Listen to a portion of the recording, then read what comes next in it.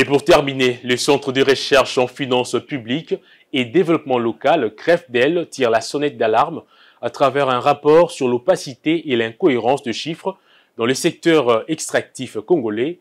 Dans un rapport d'études publié en avril 2025, cette structure dénonce un écart vertigineux entre la valeur réelle de matières premières extraites et les revenus effectivement captés par les trésors publics entre 2020 et 2022. Fulgence Milaye.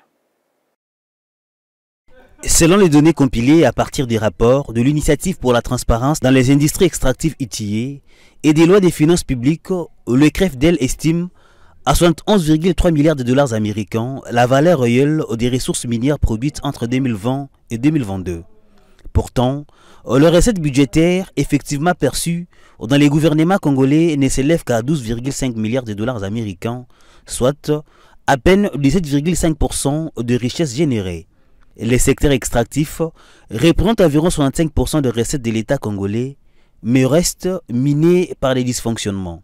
Les rapports pointent également une absence de sincérité entre les prévisions budgétaires et leurs réalisations, alors que la production des métaux aurait presque doublé durant cette période, atteignant jusqu'à 34 milliards de dollars américains par an. L'étude soulève également des interrogations autour de la gestion des 194 millions de dollars américains affectés au fonds minier pour les générations futures, FOMIN, évoquant un climat d'opacité persistant.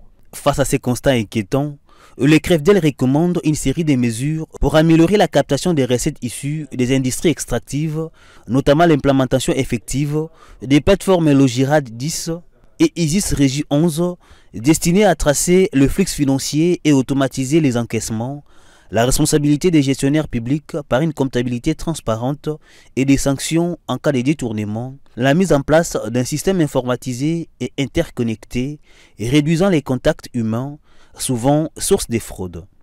Une coopération renforcée entre les institutions étatiques par les partages d'informations et la coordination des actions dans les suivis de recettes. Ces rapports du CREFDEL met en lumière les failles structurelles dans la gouvernance du secteur extractif congolais. Pour cette organisation, seule une réforme profonde et une volonté politique affirmée permettront à la RDC de tirer pleinement profit de ses ressources naturelles.